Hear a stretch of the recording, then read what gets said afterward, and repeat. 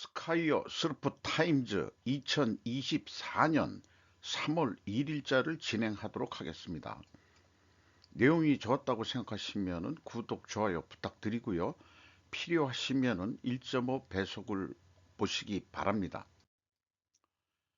윤 대통령 3.1운동은 통일로 완결, 북주민들의 희망과 등불돼야 라는 제목으로 김동아 기자가 조선일보에서 보도를 했습니다. 윤석열 대통령은 1일 3.1절 기념사에서 3.1운동은 모두가 자유와 풍요를 누리는 통일로 비로소 완결되는 것이라며 이제 우리는 모든 국민이 주인인 자유로운 통일 한반도를 향해 나가야 한다고 말했다는 것입니다. 통일은 비단 한반도에만 국한된 문제가 아니다. 북한 정권의 폭정과 인권 유린은 인류 보편의 가치를 부정하는 것이다. 라고 말했고, 자유와 인권이라는 보편의 가치를 확장하는 것이 바로 통일이다. 이 자유와 인권은 세계화의 또 화두이기도 한 거죠.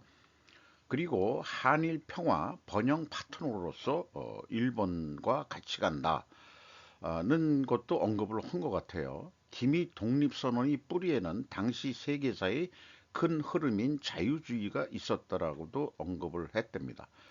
그리고 동아일보가 단독 보도한 제목으로는 윤 대통령이 무장, 외교, 교육문화, 독립운동 3개 키워드 포함 직접 지시했다. 이런 기사도 나왔어요.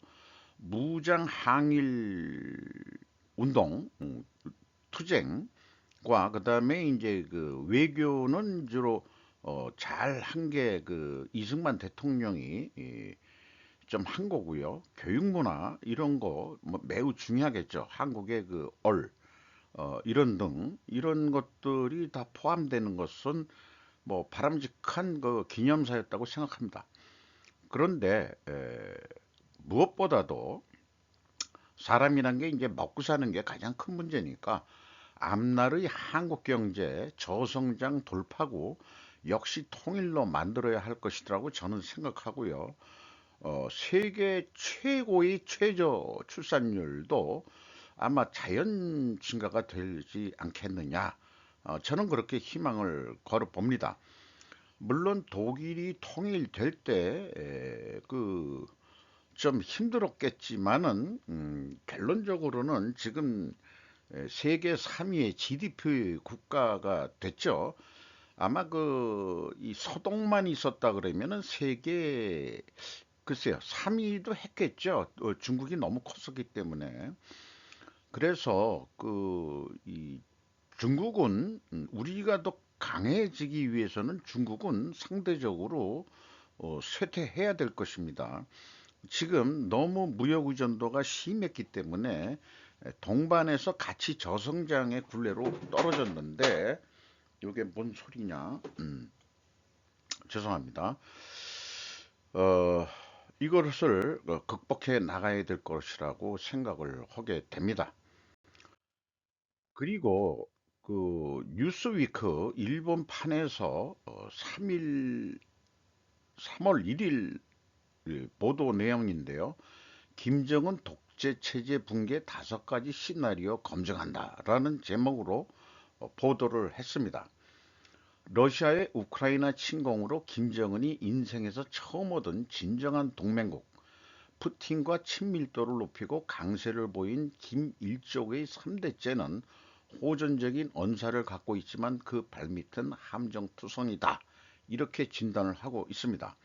많은 전문가가 일치해서 인정하고 있듯이 붕괴의 방아쇠가 되는 사건은 몇 가지가 있다.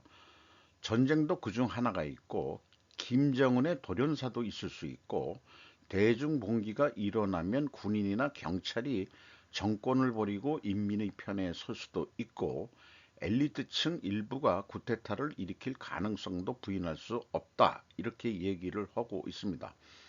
중국도 러시아도 북한을 지원할 필요성이 없어진다면 즉각 단념할 것이라고 파세코 팔도라는 사람이 있는 모양인데요. 말했다는 것입니다. 이 경우 북한은 유엔 안전보장이사회 제재의 영향을 고스란히 받게 될 것이다. 그리고 현재 북한은 군사 지출이 GDP의 3분의 1 정도 수준이라는 걸 소개하고 있고요. 붕괴 시나리오 1은 전쟁, 김정은은 전쟁을 치르는 전략적 결단을 내렸다. 만약 이렇게 되면은 패망은 불보듯이 뻔할 것으로 생각됩니다. 우크라이나 전처럼 그런 전쟁은 이젠 지리멸멸한 전쟁은 아니고 즉각적인 단기전으로 이 북한은 붕괴될 것이라고 멸망할 것이라고 저는 그렇게 믿습니다. 시나리오 2는 국내 위협 정권 핵심 측근들이 궁정 쿠데타로 김 체제가 붕괴될 가능성이 있다. 하지만은 뉴스위크지가 전해들은 전문가들에 따르면 대중봉기가 체제 타도로 이어질 가능성은 극히 희박하다. 현재 그 독재 체제가 그렇게 그 민중 봉기로 일어나기는 참 어려운 체제다. 이렇게 그 진단을 하는 것 같아요. 위협은 긴과 가까운 곳에 있다라는 제목하에 시나리오 3은 동맹국의 이반이 일어날 수도 있다. 어, 뭐 결국 이 주요 동맹국 체제라는 것이 이제 크게 해서는 중국과 러시아인데 에, 아마 쿠바하고도 아주 끈끈한 외교를 하고 있었죠. 근데 이제 쿠바가 대한민국하고 붙었습니다. 국교를 수립을 했습니다. 이런 변화가 또 있죠. 자력갱생 자급자족을 좀 외치고는 있습니다. 시나리오 네 번째는 자유시장 체제에 대한 북한 내부의 위협은 김이 중국형 경제개혁에 나설 경우 현실성이 높아질 수 있다. 결국 경제적인 문제에 귀결이 되는 것 같아요. 저는 그 시나리오 4가 가장 전쟁을 안 하면서 북한이 자연스럽게 뭐 멸망한다 이런 것보다도 우리 남한처럼 자유시장 경제 체제 물론 이제 공공 성격으로 하는 것들은 이제 국가가 해야 되겠지만은 그렇게 되는 길을 좀 해 가야 되지 않겠냐. 그런데 이제 중국이 다 발전은 해놓고 시진핑이 등극하면서는 국가자본주의 체제로 가니까 그것이 좀 문제일 것 같습니다만은 일단은 북한도 자본주의 체제가 되는 날이 올 수도 있지 않겠냐. 통일 전이라도 그런 희망을 해보게 됩니다. 최근에 딸 김주혜가 받는 제왕학 교육이라는 제목이 있고요. 시나리오 다섯 번째는 김정은의 죽음이다. 이게 현재 40살로 보이며 푸틴 러시아 대통령이나 조 바이든 미국 대통령 같은 주요국 정살보다는 훨씬 젊죠. 한 40대로 지금 보인다고 그러고죠. 김이 어떤 이유로 사망하면 북한은 크게 불안정해질 수 있다. 중국과 러시아가 우려하는 게 10년 뒤에는 지금보다 군사적으로 강한 나라가 돼 있을지 몰라도 국민은 빈곤에 허덕이는 무법자 국가로 남을 것이라고 말하고 있다고 합니다. 북한 경제가 어느 정도 개방될 가능성은 있다. 다만 미국은 북한의 경제 개혁을 지지하더라도 핵 포기를 요구하는 자세는 변하지 않을 것이다. 이렇게 얘기를 하고 있네요. 반면 중국과 러시아는 2011년 김정일이 사망했을 때와 같은 불안정과 혼란을 우려하고 있답니다. 중국과 러시아는 북한이 자신들에게 유리한 동맹국 혹은 파트너인 한 경제 계획을 지지는 할 것이다. 그렇다 하더라도 세계는 변화하고 있고 사람들의 인식도 변화하고 있다. 북한 스스로에게 어떤 미래가 기다리고 있을지는 알 수 없다. 하지만 서방 국가들에게 북한은 제한적 위협에서 더 큰 문제의 위험한 일부로 빠르게 변해 갈 것이라고 경고하고 있습니다. 요 상징적인 사진은 북한이라는 이 풍선이 어떤 나라들은 이게 뭐죠? 요걸 뭐라 그러는데 이 송곳에 의해서 빵 터질 확률도 높은 거 아니냐? 요런 또 상징적인 사진을 게재를 했습니다. 최근에 그 스루프 뉴스를 타임즈를 하면서 우리나라 언론이나 그다음에 이제 야후 재팬 등을 통한 댓글들을 보는데 누리꾼이라는 용어에 대해서 제가 좀 용어 정의된 것을 한번 인식을 해보고자 인용을 했습니다. 저는 누리꾼은 최근에 댓글부들에 오염되었다 이렇게 진단하고 싶어요. 마치 누리꾼은 댓글 부대, 악성 댓글 부대 같은 기분이 들어가서 그렇습니다. 그런데 이제 원래 그 네티즌을 순화한다고 만든 이 누리꾼이라는 것이 좀 부정적인 의미로 우리나라에는 많이 통용이 되는 것 같습니다. 제 자신이 또 그렇게 느끼고 있어서 그런진 모르겠습니다만은 그래서 위키백과에 정리된 내용들을 좀 이렇게 소개를 했고요. 일본에서는 누리꾼을 네티즌이라 하지 않고 넷유저라고 하는 것이 보통인데 대한민국의 그 이 신문사들이 일본어 서비스로 제공하면서 네티즌이라는 표현을 많이 했기 때문에 일본에서는 네티즌이라고 하면 흔히 요거 좀 잊어버렸습니다. 누리꾼을 떠올리게 됐다. 대한민국 누리꾼을 네티즌 하면은 대한민국 누리꾼이다. 이렇게 인식을 하게 됐다는 것으로도 소개를 하고 있습니다. 일본은 환호, 대 한국은 혹평, 기업 밸류업 무엇이 달랐나? 최성준 기자 외 한 명이 보도를 했는데요. 비즈 워츠라는 언론 매체가 있습니다. 잘 분석을 한 것 같아요. 자율적 참여, 인센티브 부여, 형식적 내용은 유사한데 일본은 이사회 독립성 높인 빌드업 이후 정책이 발표됐고 한국은 거버넌스 정책 없이 발표가 된 이것이 큰 차이점이다. 당국 보안 당국은 보안책을 시사는 하고 있다고 합니다. 앞서 일본은 10년 전에 아베가 아베 내각 때부터 거버넌스 개혁을 추진해 왔다라고 얘기를 하면서 일본 주식 시장이 원래 네 개의 시장이 있는데 프라임, 스탠다드, 그로스 뭐 이런 식으로 얘기를 했는데 이제 프라임이 가장 좀 좋은 뭐 대기업형이겠죠. 시가총액이 250억엔, 스탠다드 뭐 이거 뭐 이런 것들은 없네요. 유지라는 게 뭔지 잘 모르겠습니다만 2천만 행. 그리고 이제 스탠다드는 10단위로 주식 거래를 하고 돼 있고 그다음에 그로스도 10단위, 100주가 아니고 10주였거든요. 그렇게 얘기가 되고 있습니다. 이런 비계표를 또 좀 만들어 본 것도 괜찮은 것 같아요. 자, 어쨌든 우리나라 이사회가 너무 형식적이고 독립 그 외부 이사가 좀 실질적으로 그 경영진을 견제할 수 있는 이런 거가 돼야 되는데 이게 우리나라가 좀 잘 안 된다는 거죠.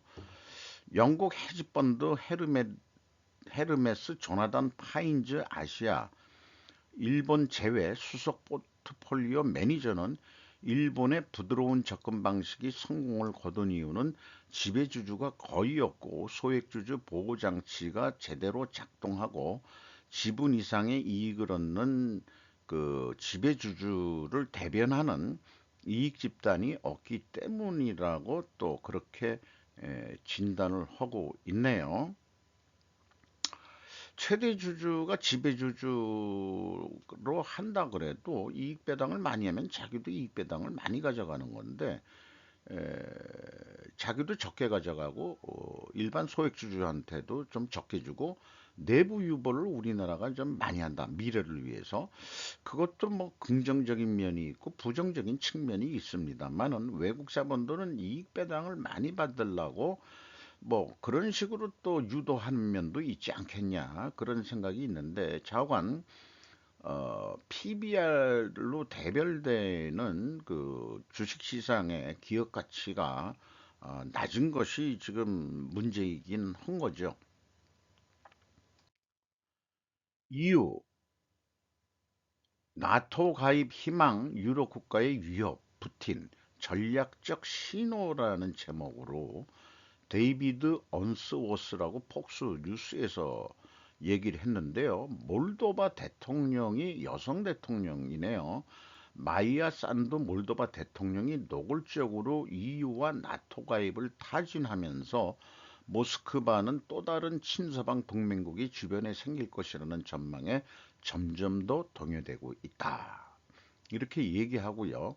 일반적으로 우크라이나를 제외하고 유럽에서 가장 가난한 여겨지는 루마니아와 우크라이나 사이에 끼어 있는 손가락 손톱 모양의 작은 1940년부터 1991년까지 몰도바 소비에트 사회주의 공화국이었다. 이런 몰도바가 요 트란스 니스트리아라는 지방이 있는 모양인데요. 여기에는 그 1,500명의 러시아 군인들로 구성된 군대가 있는데 여기는 좀 친러적이라서 그 군사력을 장악하고 있기 때문에 이게 좀 문제일 것 같습니다. 이 몰도바 내에 그 트란스 니스트리아가 왼쪽인지 어디인지는 잘 모르겠어요. 그런데 이 국경을 보면은 바다로 나가는 길이 여기가 있는 것 같지만 사실 우크라이나가 여기 남쪽까지 여기까지도 우크라이나거든요. 그래서 몰도바는 사실상 그 이 우크라이나가 지지를 안 해주면은 어, 이 바다로 나갈 수 있는 길이 없는 내륙 국가일 수밖에 없습니다. 아마 그 뭐 나가는 길이 있을지는 모르겠어요. 근데 이제 예, 검은 머리에다가 뭐 이 전형적인 그 이 유럽 북유럽 스타일의 그 서양인은 아니죠. 몰도바 이렇게 보니까 서양과 그 동양인의 그 혼혈 같은 그런 느낌이 들어오는 거겠죠. 음, 자관 푸틴이 또 위협을 또 할 수 있다 이런 얘기인 것 같습니다. 몰도바도 나토나 EU에 가입이 예, 되면은 좋겠죠. 그런데 이 크림반도까지 현재 러시아가 지배하는 입장에서 너무나 좀 가깝다는 거. 그래서 이제 그 우크라이나 동부 쪽으로 지금 전선이 형성돼 있는데 요게 이제 우크라이나가 여기 그 이 흑해로 나가는 이 해변을 그 뺏기지 않아야 몰도바도 좋을 것 같습니다. 여기까지 해서 그 흑해가 그 이 우크라이나에 곡물을 수출하는 루트기 때문에 여기는 방어를 필히 해야 될 것 같습니다. 그래서 몰도바하고 우크라이나는 협력 관계가 돼야 되는데 이 안에 러시아 그 이 슬라브족들이 꽤 많이 산다는 데가 좀 문제가 또 있는 것 같습니다. 나중에 여기도 좀 뭔가 분쟁이 일어나지 않을까 그런 불안한 생각이 들어가네요. 자주포로 나토병 넘은 한화 다음 목표는 장갑차다. 정재환 기자 조선비지에서 보도했는데요. 요 국방홍보원의 유튜브를 캡처했답니다. K21 보병 전투 장갑차 해서 이 홍보 영상을 했습니다. 어쨌든 자관 K21을 또 그 좀 동유럽에 좀 팔아보자.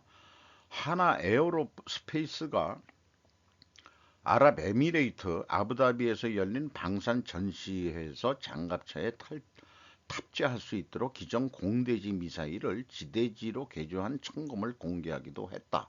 이렇게 얘기하고 있고요. 나토 방산 시장에서 입지를 점점 넓혀 나가고 있다. 현재 나토 소속국 중 하나로 에어로스페이스의 K9 자주포를 운영하는 국가는 튀르키예, 핀란드, 노르웨이, 에스토니아, 폴란드 등 5곳이 이미 한국산 K9 자주포를 수입해가지고 음, 장비를 마련하고 있다는 소개의 그 뉴스이기도 하겠습니다. 우리나라가 저간 무기가 강한 나라가 되어야만이 되겠어요. 또 무기 수출도 많이 해서 경제에 밑받침이 되는 그런 나라로 계속 존속을 했으면 합니다. 달의 주인 꿈꾸는 우주 개척자들이라는 제목으로 홍상지 김초롱 기자가 중앙일보에서 보도를 했는데요. 국가별 인공위성 현황에서 미국이 5,184기로 가장 많고 중국이 628기, 러시아가 181기, 총 705천여 기가 지금 지구 위에서 뺑뺑뺑 돌고 있다는 얘기예요. 근데 가장 상업적인 것은 적해도 위성이라고 그러네요. 그리고 달에 있는 1g이면 석유 14톤 에너지를 할 수 있는 헬륨3가 널린 노다지가 달이다. 이렇게 얘기를 소개하고 있고 돈 되는 건 적에도 우주, 머스크 등 민간 큰 성과를 현재 있고 있다는 얘기죠. 그리고 이 재활용 그 로켓 이것 때문에 원가와 보장 수익을 더해서 지급하는 방식으로 해가지고 많이 쏠수록 그 10회만 재사용하면은 영업이익률이 59%까지 뛴다는 것까지 소개를 하고 있습니다.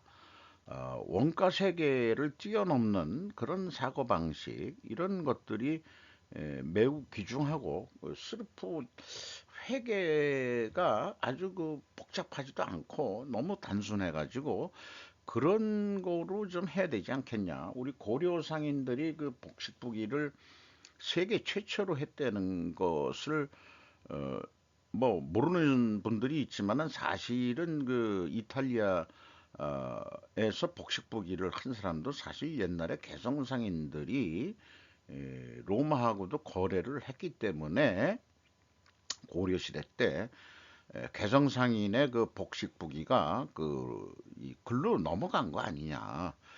근데 이제 우리나라는 그렇게 산업화가 공업화가 안 되면서 좀 묻혀졌죠. 어, 그렇게 지금 기억을 하고 있습니다. 한국 10년대 달 착륙 도전, 민관 시너지가 성공 관건이다. 이렇게 또 소개를 하고 있네요. 고려 아연에 대한 경영진 대 체제주주 정명 충돌, 주청표 대결 전망은 이라는 제목으로 백지연 기자가 비즈 왓츠에서 보도를 했습니다. 4달 주청 앞두고 그러니까 3월 며칠인지는 모르겠습니다. 아직 신주 발행, 배당 증액 놓고 격돌, 양측 지분율 대등, 특별결의 정관 변경은 최대 주주 유리하고 배당은 국민연금 표심이 관건이다. 최윤범 회장 중심의 고려아연 이사회가 제시한 신주 발행 관련 정관 변경은 고려아연 최대 주주 영풍의 실질적 지배자인 장영진 고문 측이 주주 권리를 침해한다며 반대하고 나섰다. 양측은 결산 배당 금액을 놓고도 맞붙는다 소개를 하고 있습니다. 쟁점 1은 뭐냐? 국내 기업에도 신주 발행 가능하도록 정관이 변경돼야 하자고 했던 겁니다. 이게 뭐냐 그러면은 이제 하나가 먼저 우호 지분으로 들어왔는데 고려인의 그 정관이 제3자 배정 유장 증자 시는 국내 법인은 안 되고 외국 법인만 된다는 저항 때문에 하나 그 수소 USA 거기에서 그 고려인 7% 지분을 로 유상증자로 들어왔죠. 그때부터 이제 서로 꼬인 것 같습니다. 이 장씨 입김을 배제하려고 최 씨들이 노력을 하는 것 같아요. 쟁점 투는 결산 배당 5천 원 대 만 원. 그러니까 그런 그 배당을 더해라 이렇게 얘기를 하고 있다는 거죠. 최대 주주가. 이번 주총은 그 70년 이상 이어진 최씨 가문과 장씨 가문의 영풍그룹 동업 역사에서 처음으로 표대결이 펼쳐진다는 점에서 남다른 주목을 받는다라고 얘기를 하고 있습니다. 고려한 측 최 회장이 경영을 맡은 이후 그 사업적 제휴를 통해서 현대차그룹도 지분 참여를 했고 LG화학이 보유한 주식까지 고려하면은 우호 지분은 29.93%로 상승해가지고 고문측과 대등한 수준으로 올라선다고 되어 있습니다. 근데 영풍 자체에서도 최씨 지분들이 좀 있어요. 그래가지고 그 이제 두 집안이 이제 좀 따로따로 딴살림을 해야 될 때가 이제 오지 않았느냐. 이렇게 동업이라는 게 참 쉬운 게 아닌데 3세 경영쯤 오다 보니까 또 자식들도 많이 난 것 같아요.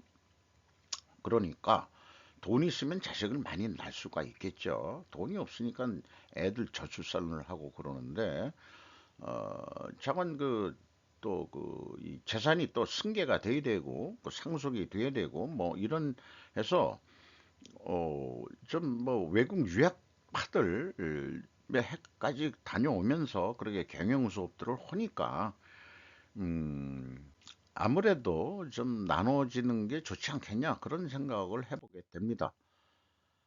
앞서 현대차그룹은 계열사들이 참여해 설립한 해외법인 HMG 글로벌이라는 명의로 유상증자에 참여를 했고 5% 지분이면 대단한 거죠. 한화 그 수소 에너지가 7% 지분인가 그렇고요. 어, LG화학은 고려엔과 자사주 교환을 통해서 2% 지분을 확보했다는 겁니다.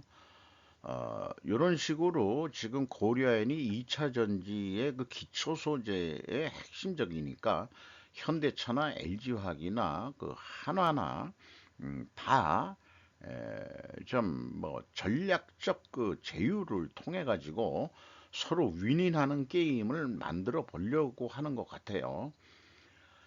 아직 입장을 내지 않은 국민연금이 보유한 지분율은 8.06%로 결정적 캐스팅 보트가 될 것이고 국민연금이 고려한 측의 손을 들어주면은 이제 최씨 아니 그 장씨 이 사진은 좀 젊었을 때 찍은 건데 2세 경영이거든요. 지금도 영풍은 3세 경영으로 넘어갔는데 그러니까 지금 고문으로 일선에서는 물러났습니다만은 자식들한테 영향력을 아직 행사할 수 있는 만큼 나이와 체력이 충분할 거로 되어 있습니다.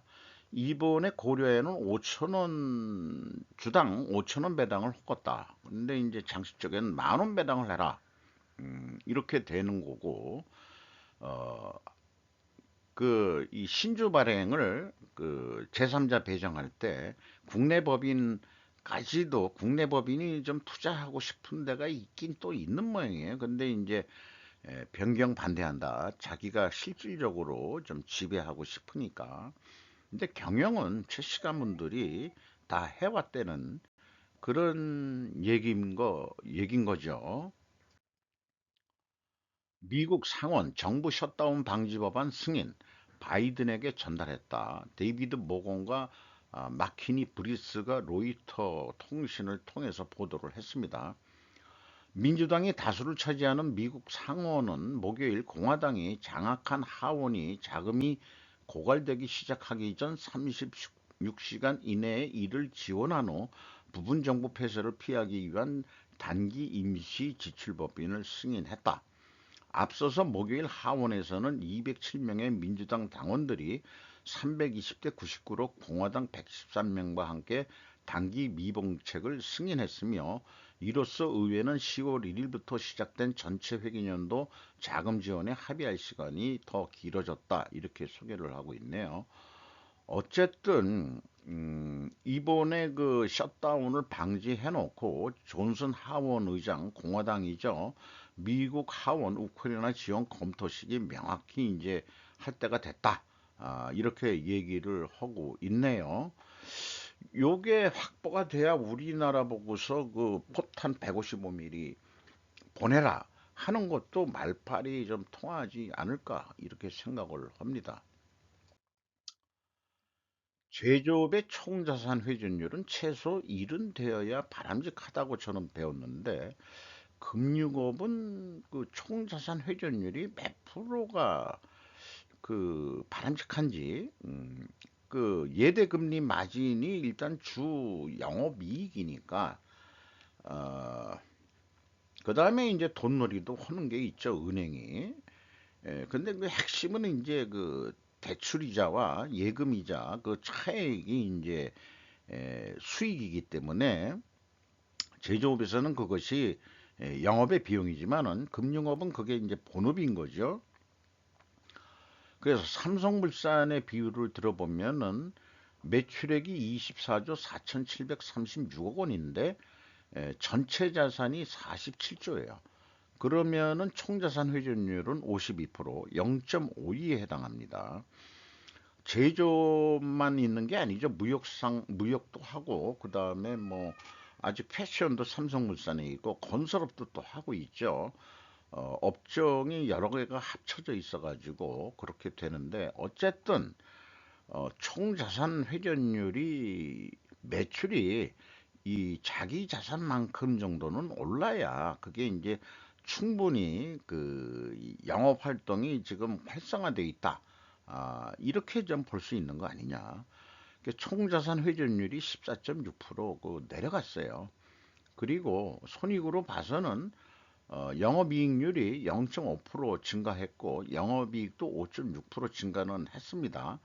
다만 매출액이 7.4%가 감소하면서도 영업비용을 더 줄여가지고 0.5%의 차이가 영업이익으로는 5.6% 증가의 결과를 나타내고 있습니다.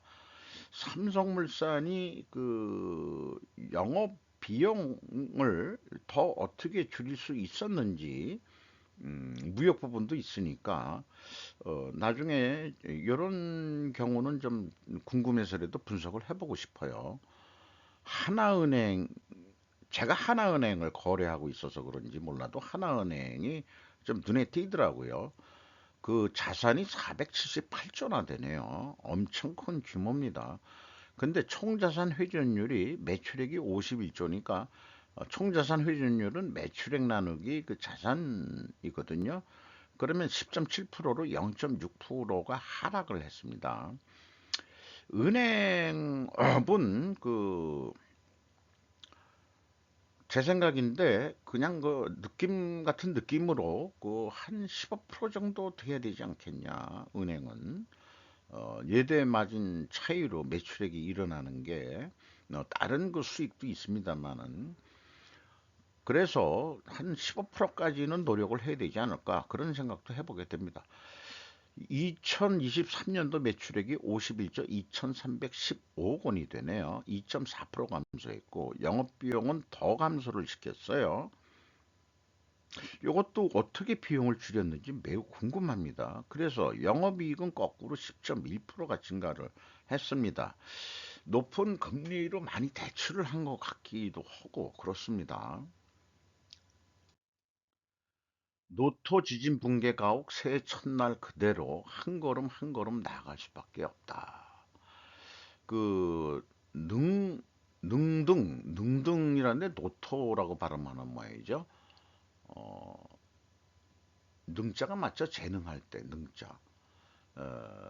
피해 2월 29일 현재인데 이 사망자 수들 얘기를 좀 하고 있고요. 뭐 다른 데도 그렇게 소개를 하고 있고 그렇습니다.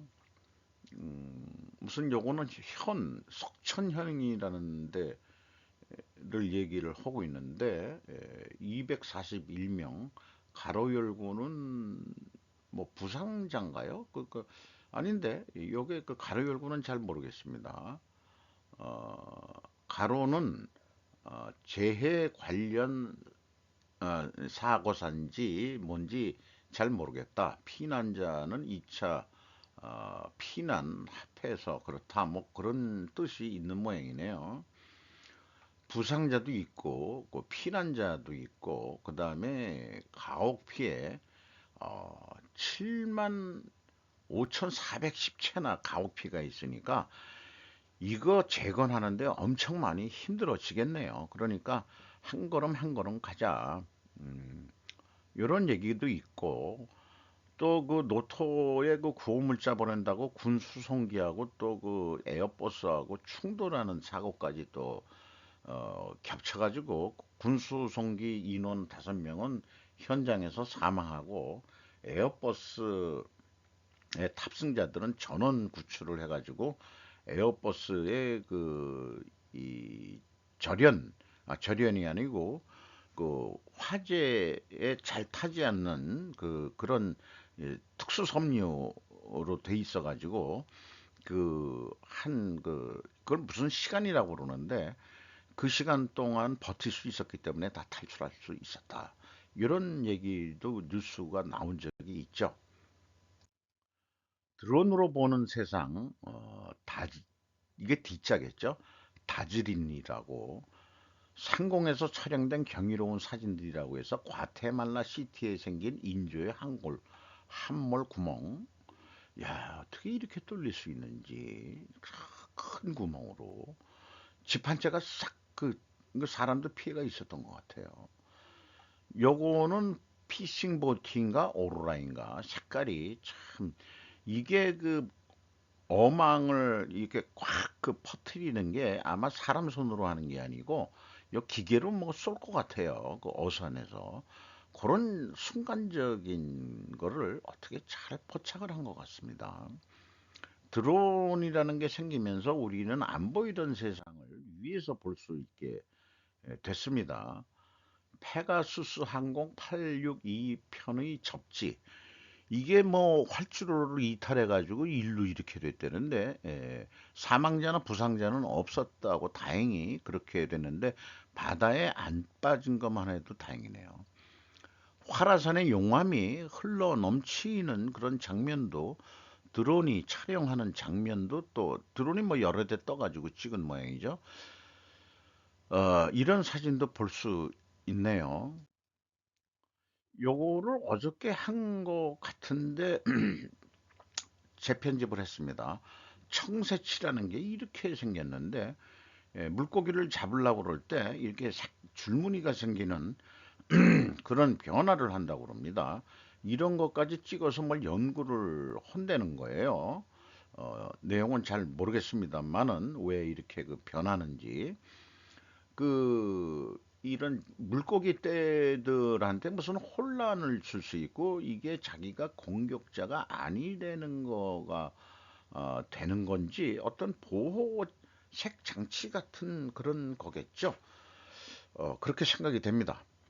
마치도록 하겠습니다. 3월 1일 우리 독립 선언한 3.1운동 기념일을 맞이해서 오늘 날씨가 꽤 추워졌네요. 감사합니다.